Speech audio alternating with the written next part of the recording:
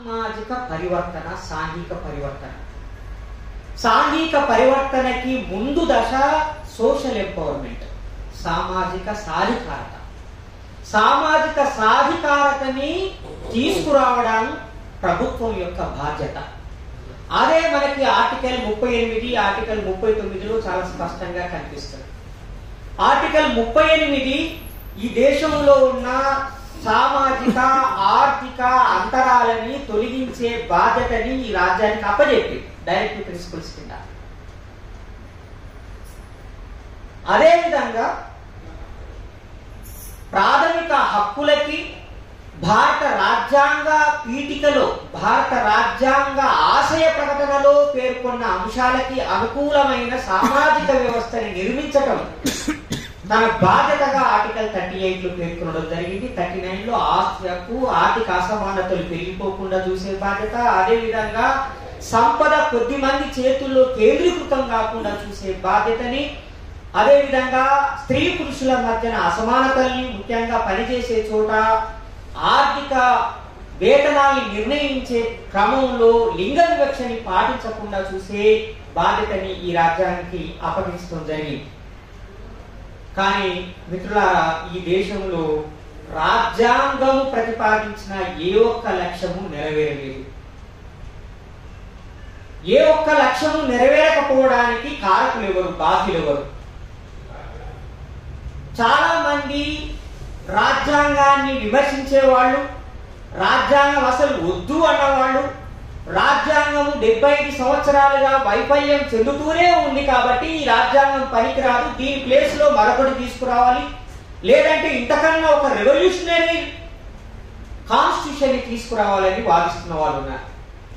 బాబాసాహెబ్ అంబేద్కర్ ఈ విషయాన్ని 1942 ప్రాంతంలోనే చాలా వివరంగా చర్చించారు.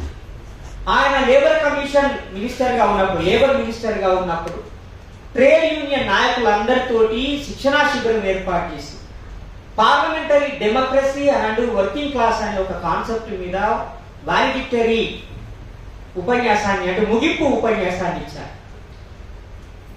పార్లమెంటరీ ప్రజాస్వామ్యము ఎందుకు ఫెయిల్ అయింది, ఇటలీలో జర్మనీలో ఎందుకు పార్లమెంటరీ ప్రజాస్వామ్యం ఫెయిల్ అయింది, అమెరికాలో బ్రిటన్లో పార్లమెంటరీ ప్రజాస్వామ్యం సక్సెస్ అయ్యింది అనే విషయాన్ని చర్చించారు.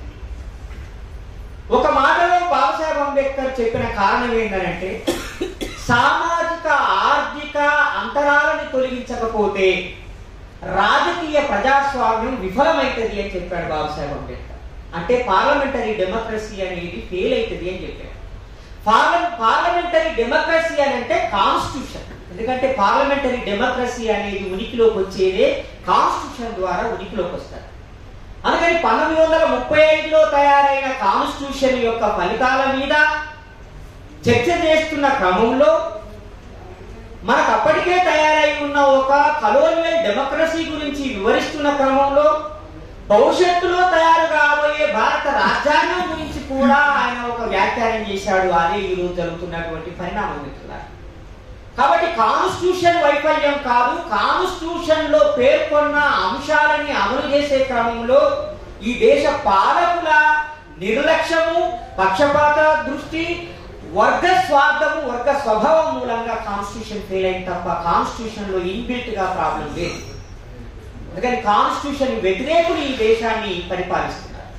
ఈ దేశంలో ఏ మూలకు వెళ్ళినా, ఏ గ్రామంలోకి వెళ్ళినా ఆ గ్రామంలో ఉన్న అగ్రకులాలని తడిమి మీకు ఈ రాజ్యాంగం ఉండాలన్నా తీసేయాలంటే తీసేయాలని అంటారు. చివరికి బీసీ మిత్రులను సైతం అడిగి కాన్స్టిట్యూషన్ ఉండాలన్నా తీసేయాలంటే తీసేయాలని అంటారు. ఎందుకు తీసేయాలి అని అడిగితే అది మానవాళిల కోసం రాసిన కాన్స్టిట్యూషన్ కాబట్టి దాన్ని తీసేయాలని అంటారు. ఇది ఒక కామన్ ఫినామినా దేశవ్యాప్తంగా. కానీ ఎస్సీ ఎస్టీలు మాత్రం కాన్స్టిట్యూషన్ ఉండాలనుకుంటారు, ఎందుకంటే ఇది మా కోసం రాసిన కాన్స్టిట్యూషన్ అని అనుకుంటారు. ఈ రెండు పాక్షిక సత్యాలే. కాన్స్టిట్యూషన్ ఇంతకు ముందు అన్నగారు చెప్పినట్టుగా అందరి కోసము, దేశం కోసం రాసినటువంటి కాన్స్టిట్యూషన్. కాన్స్టిట్యూషన్ యొక్క లక్ష్యము ఈ దేశంలో ఉన్న ఆర్థిక, సామాజిక, రాజకీయ అసమానతల్ని తొలగించడం, భూతల స్వర్గాన్ని నిర్మించడం కాన్స్టిట్యూషన్ యొక్క లక్ష్యం. అంతే తప్ప కొన్ని వర్గాలకి రాజ్యాన్ని, అధికారాన్ని హస్తగతం చేయడం కోసం రాసినది కాదు. ఇది పెట్టుబడిదారుల కోసం రాసిన కాన్స్టిట్యూషన్ కాదు. ఇది భూస్వాముల కోసం రాసిన కాన్స్టిట్యూషన్ కాదు. ఇది సామ్రాజ్యవాదుల కోసం రాసిన కాన్స్టిట్యూషన్ కాదు. ఈ మూడు పదాలు ఎక్కడ కాన్స్టిట్యూషన్ లో కనబడవు. కాన్స్టిట్యూషన్ విమర్శించే కమ్యూనిస్టుల మిత్రులు కూడా ఇది పెట్టుబడిదారు వర్గ ప్రయోజనాల కోసం రాసిన కాన్స్టిట్యూషన్, ఇది క్లాస్ కాన్స్టిట్యూషన్ అని విమర్శిస్తుంటారు. కానీ ఎక్కడ కూడా క్లాస్ అని పదం కానీ, అంటే ఫ్యూడలిస్టుల కోసమనో, క్యాపిటలిస్టుల కోసమనో, సామ్రాజ్యవాదుల కోసమో రాసిన పదంగా ఎక్కడ కనిపించదు. దాన్ని నువ్వు ఎట్లా ఉపయోగించుకుంటే అట్లా ఉపయోగపడదు. ఆర్థిక సమానత్వం తీసుకురావడం 38-39 లక్ష్యమైతే ప్రియాంబుల్లో సోషలిజం అనే మాటని పొందుపరచడం జరిగింది కదా. కాబట్టి సామాజిక ప్రజాస్వామ్యాన్ని నిర్మించడానికి అవసరమైన వాతావరణాన్ని నిర్మించే బాధ్యతని రాజ్యానికి అప్పచెప్పారు. కానీ రాజ్యం మాత్రము ఆ సామాజిక సమానత్వాన్ని, సామాజిక ప్రజాస్వామ్యాన్ని నిర్మించే ప్రయత్నం చేయట్లేదు. పైగా ఆ సామాజిక అంతరాలను పెంచే ప్రయత్నం చేస్తున్నది. సామాజిక వర్గాల మధ్య గొడవలు పెట్టే ప్రయత్నం చేస్తున్నది. ఇంతకు ముందు మన శ్రీరామ్ నాయక్ గారు పేర్కొన్నట్టుగా ధర్మం కోసము దారులు చేస్తున్నారు. ఏమిటి ధర్మం? ఒక ముస్లిం మిత్రుడు రియంటర్ గా ఉంటే ఈటల రాజేందర్ గారు ధర్మం కోసం దాడి చేశారు. ముస్లిం మిత్రుడిని దాడి చేశారు. ఎందుకు కొట్టారంటే ధర్మాన్ని కాపాడడం కోసం కొట్టారు. ఆయన ముస్లిం కాబట్టి ఈయన ధర్మం అనే పదాన్ని ఖాయం చేస్తున్నాడు. బాబు మరి కొండకల్లు, లగచర్ల అక్కడ పేదల భూములు ప్రభుత్వం గుంజుకుంటుంది కదా. కొండకల్లో రెడ్డి వర్గానికి చెందిన కార్పొరేటు పెట్టుబడిదారులంతా 80 ఎకరాల భూమిని 80 సంవత్సరాలుగా సాగు చేసుకుంటున్న లంబాడీల భూమిని ఈ రేవంత్ రెడ్డి ప్రభుత్వంలో లాగేసుకుంటూ ఉంటే ధర్మం లేదా? అక్కడ లాగేసుకుంటున్న వాళ్ళ చెంప ఎందుకు పగలగొట్టలేదు ఈ ఈటల రాజేందర్? అంటే అవతలోడు ముస్లిం కాబట్టి ధర్మం, ఇక్కడ రెడ్డోలు కాబట్టి ధర్మం కాదా? ఈ దేశంలో రాజ్యాంగాలు మనకన్నా ముందు ఉన్నాయని వాళ్ళు అంటున్నారు. మనుస్మృతి ఒక రాజ్యాంగం, మహాభారతం వాళ్ళకు ఒక రాజ్యాంగం. ఎందుకంటే ఆ మహాభారతంలో వచ్చే భగవద్గీత వచ్చింది. భగవద్గీత కూడా ఒక రాజ్యాంగం. కురుక్షేత్ర యుద్ధంలో గాయపడ్డాడు భీష్ముడు, అపశయం మీద ఉన్నాడు. భీష్మ పితామహుడు అందరికన్నా పెద్దవాడు కాబట్టి ఆయన దగ్గర ధర్మ సందేహాలు తెలుసుకోవాలని ధర్మరాజు, పాండవులు అందరూ కూర్చొని ధర్మం అంటే ఏమిటి తాత అని అడిగాడు ధర్మరాజు. ధర్మం అంటే బ్రాహ్మణులని సేవించటం, బ్రాహ్మణ ధర్మాన్ని కాపాడటం అని అన్నాడు. ధర్మం అంటే బ్రాహ్మణులను సేవించటము, బ్రాహ్మణ ధర్మాన్ని కాపాడటం. బ్రాహ్మణ ధర్మం అంటే ఏమిటి తాత అని అంటే వర్ణ వ్యవస్థను రక్షించటమే రాజు యొక్క కర్తవ్యం, క్షత్రియ ధర్మం అని అన్నాడు.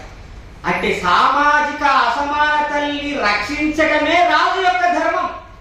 ఎవరి కులం ప్రకారంగా, ఎవరి వర్ణం ప్రకారంగా వాడు జీవించేలా చూడటమే రాజు యొక్క ధర్మం అని భీష్ముడు అపశయ మీద ఉండి ఉపన్యాసం ఇచ్చాడు, ధర్మోపదేశం చేశాడు.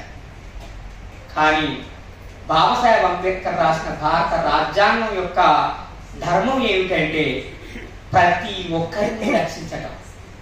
బ్రాహ్మణులనో, క్షత్రియులనో, వైశ్యులనో కాదు, ఈ దేశంలో ఉన్న ప్రతి ఒక్కరిని, అది స్త్రీ అయినా, పురుషుడైనా, థర్డ్ జెండర్ అయినా, అది నాన్ లివింగ్ అయినా, లివింగ్ అయినా, చరాచర జీవిని, జంతు జాలాన్ని, సమస్తాన్ని రక్షించే బాధ్యత ఎవరిది అంటే రాజ్యానికి అని చెప్పారు బాబాసాహెబ్ అంబేద్కర్ భారత రాజ్యాంగం ద్వారా. కాబట్టి అసమానతలు లేని సమాజాన్ని నిర్మించడమే భారత రాజ్యాంగం యొక్క లక్ష్యం. దానికోసమే ప్రియాంబుల్లో సామాజిక ప్రజాస్వామ్యం అనే దాన్ని పొందుపరచడం జరిగింది.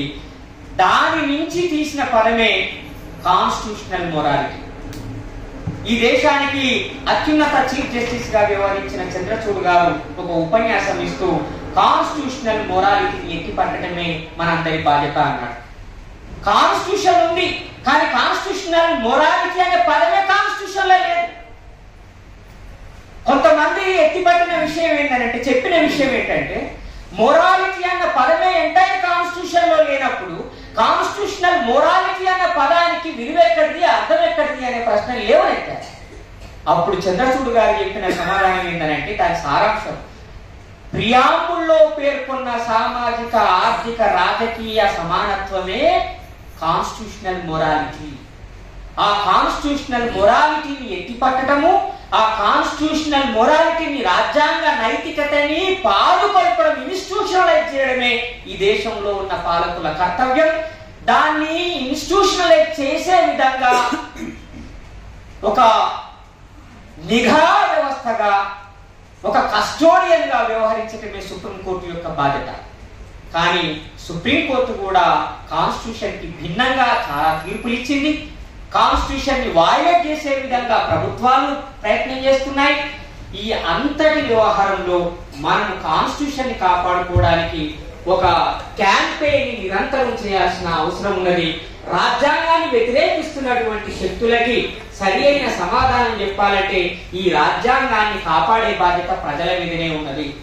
రాజ్యాంగాన్ని రాజకీయ పార్టీలు తొలగించాలని ప్రయత్నం చేస్తున్నప్పుడు, పెట్టుబడిదారి వర్గాలు తమకి ఆటంకంగా ఉన్నది ఈ కాన్స్టిట్యూషన్ అని భావిస్తున్నప్పుడు, నియంత్రణలు ఈ కాన్స్టిట్యూషన్ ని తొలగించాలని ప్రయత్నం చేస్తున్నప్పుడు, ఈ కాన్స్టిట్యూషన్ ని కాపాడే బాధ్యత వ్యక్తులది కాదు, ఇది ప్రజల బాధ్యత.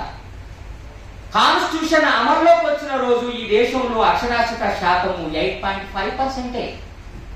అంటే ఆల్మోస్ట్ 92% మంది నిరక్షరాస్యులు ఈ దేశంలో సమానత్వాన్ని తీసుకురావాలని కాన్స్టిట్యూషన్ రాసుకొని మాకు మేము సమర్పించుకుంటున్న కాన్స్టిట్యూషన్ ఇదనన్నా. ఈ రోజు 64 కాదు 74% లిటరసీ రేట్ ఉన్నది. 74% మంది అక్షరాస్యులు ఏమంటున్నారంటే ఈ కాన్స్టిట్యూషన్ మాకు వద్దంటున్నారు. చదువుకున్న వాళ్ళు కాన్స్టిట్యూషన్ వద్దనే పరిస్థితి ఎందుకు వచ్చింది? ఎందుకంటే చదివిన చదువు మనది కాదు, చదివిన చదువు మనవాళ్ళ చదువు, చదివిన చదువు రాజ్యాంగ వ్యతిరేక చదువు. ఏది రాజ్యాంగమో ఏది రాజ్యాంగం కాదో తెలియని ఒక మానసిక స్థితికి మన సమాజాన్ని తీసుకుపోయింది ఎవరంటే ఈ దేశ పాలకులు త్రూ ఎడ్యుకేషన్ సిస్టమ్. ఈ కాలేజీలో చదువుకున్న వాళ్ళే రాజ్యాంగానికి వ్యతిరేకంగా మాట్లాడుతున్నారు. లా కాలేజీలో చదువుకొని అడ్వకేట్లైన వాళ్ళే జంతర్ మంతర్లో ఈ కాన్స్టిట్యూషన్ వద్దని కాలబెట్టారు. చదువుకున్న వాళ్ళే కాన్స్టిట్యూషన్ వ్యతిరేకిస్తున్నారు. చదువు లేని వాళ్ళు కాన్స్టిట్యూషన్ తయారు చేసుకున్నారు. ఆ రోజు 92% మంది నిరక్షరాస్యులు మా జీవితాలు బాగుపడాలంటే కాన్స్టిట్యూషన్ కావాలని మాకు మేము సమర్పించుకుంటున్న కాన్స్టిట్యూషన్ అని రాసుకున్నారు. 74% అక్షరాస్యత ఉన్న ఈ దేశంలో ఇప్పుడు కాన్స్టిట్యూషన్ ప్రమాదంలో ఉంది. దాన్ని కాపాడడం ఎలా అని చర్చించుకుంటున్నాం. బీజేపీకి ఓట్లేస్తున్నది అక్షరాస్యులు, ఆర్ఎస్ఎస్ ని యాక్సెప్ట్ చేస్తున్నది అక్షరాస్యులు, చిరంజీవి కాళ్ళకి మొక్కుతున్నది అక్షరాస్యులు, బాబాల దగ్గరికి వెళ్ళి వాళ్ళు చెప్పే చెత్తంతా వింటున్నది అక్షరాస్యులు, నిరక్షరాస్యులు కాదు. కాబట్టి అక్షరాస్యులే రాజ్యాంగానికి వ్యతిరేకంగా ఉన్నారు. ఏ రాజ్యాంగం ద్వారా వాళ్ళకి చదువుకునే అవకాశం దక్కిందో, ఏ రాజ్యాంగం ద్వారా ఉద్యోగం చేసే అవకాశం దక్కిందో, ఏ రాజ్యాంగం ద్వారా ఆస్తిని కూడబెట్టుకునే అవకాశం దక్కిందో ఆ రాజ్యాంగాన్నే తొలగించాలని చదువుకున్న వాళ్ళే ప్రచారం చేస్తున్నారు, ఉద్యమిస్తున్నారు మిత్రులారా. కాబట్టి రాజ్యాంగాన్ని అక్షరాస్యులు కాపాడరు, రాజ్యాంగాన్ని నిజమైన అక్షరాస్యులు మాత్రమే కాపాడతారు.